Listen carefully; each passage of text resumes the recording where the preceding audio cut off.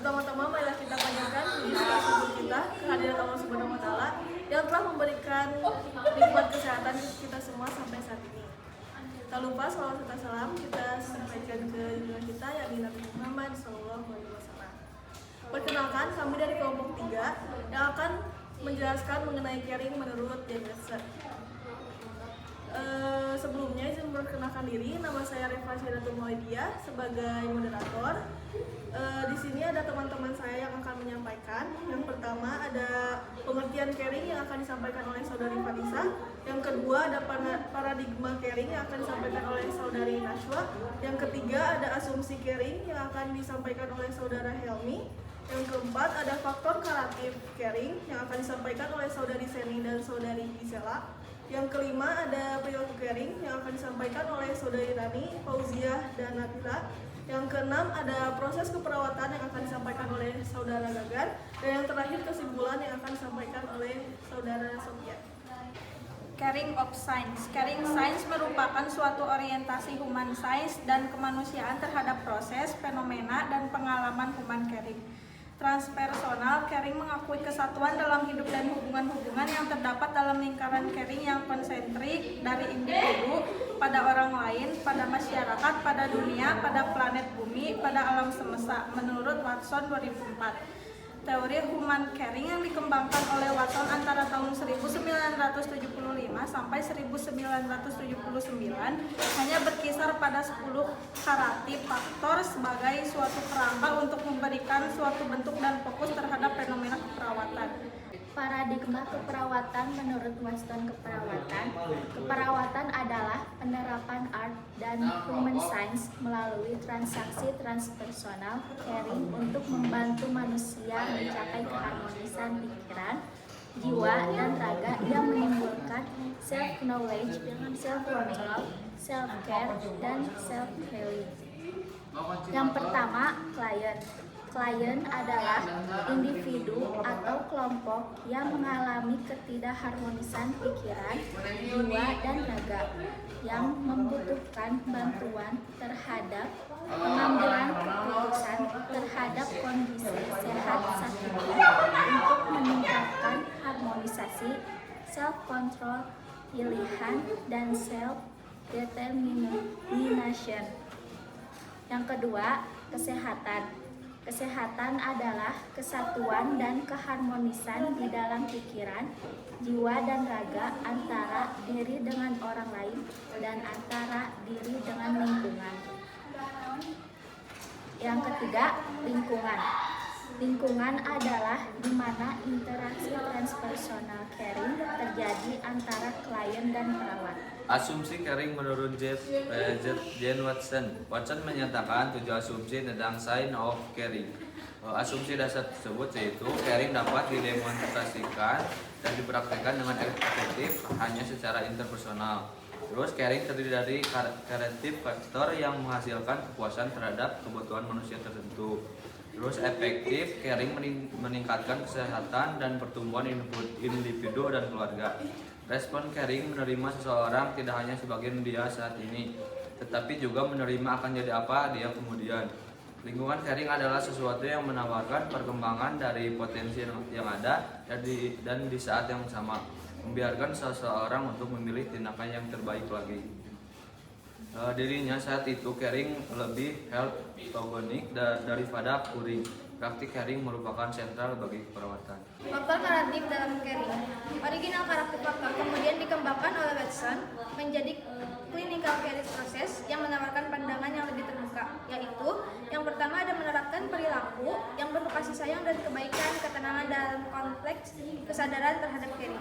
Kedua, hadir dengan sepenuhnya dan mewujudkan dan mempertahankan sistem kepercayaan yang dalam dan dunia kehidupan subjektif dari dirinya dan orang yang dirawat. Ketiga, memberikan perhatian terhadap praktek-praktek spiritual dan transpersonal diri orang lain melebihi ego dirinya.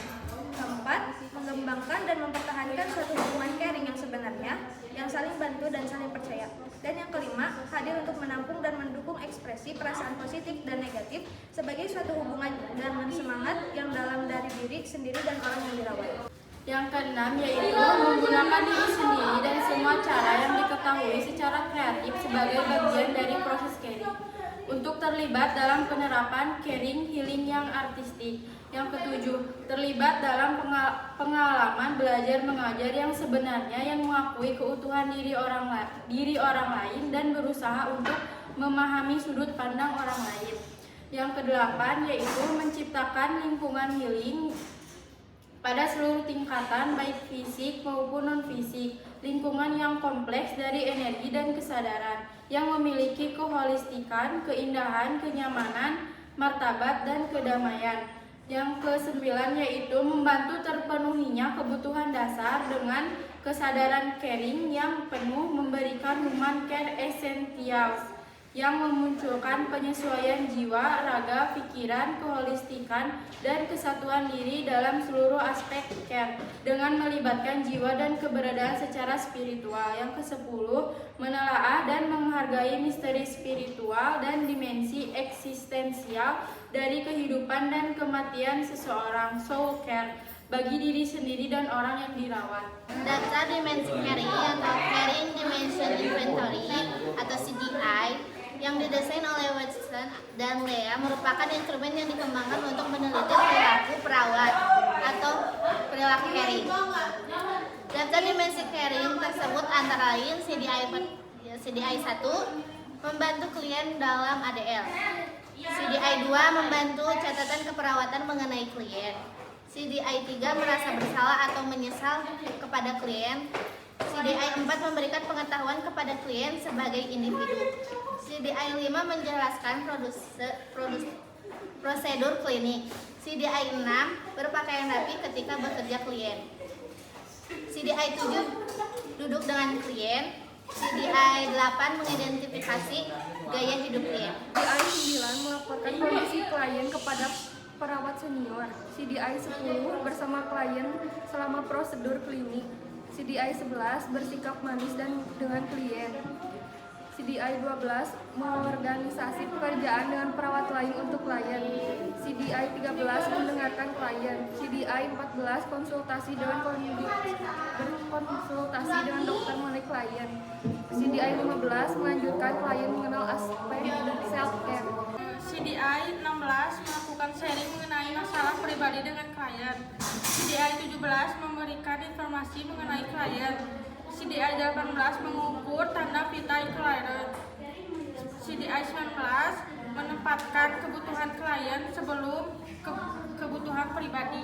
CDI 20 bersikap kompeten dalam prosedur klinik. CDI 21 melibatkan klien dalam perawatan. CDI 22 memberikan jaminan mengenai prosedur klinik. CDI 23 memberikan privasi kepada klien. CDI 24 bersikap gembira dengan klien. CDI 25 mengobservasi efek medikasi kepada klien. Watson pada tahun 1979 menekankan bahwa proses keperawatan memiliki langkah-langkah yang sama dengan proses riset ilmiah. Karena kedua, proses tersebut mencoba untuk menyelesaikan masalah dan menemukan solusi yang terbaik. Maka dari itu kesimpulan yang dapat diambil dari teori Watson kali ini yaitu intinya manusia tidak dapat diperlakukan sebagai objek dan manusia tidak dapat dipisahkan dari dirinya sendiri, orang lain maupun alam dan tenaga kerja yang lebih besar. Teorinya mencakup seluruh dunia keracunan dengan penekanan pada proses interpersonal antara pemberi perawatan dan penerima perawatan. Teori ini fokus pada sentralitas kepedulian manusia dan hubungan transpersonal, kepedulian serta potensi penyembuhan bagi orang yang merawat dan orang yang dirawat, yaitu Watson tahun 1996. Terima kasih kepada teman-teman saya yang telah menyampaikan materinya, dan terima kasih juga kepada teman-teman yang telah menonton video ini. Saya ucapkan terima kasih dan mohon maaf bila ada kesalahan. Wassalamualaikum warahmatullahi wabarakatuh.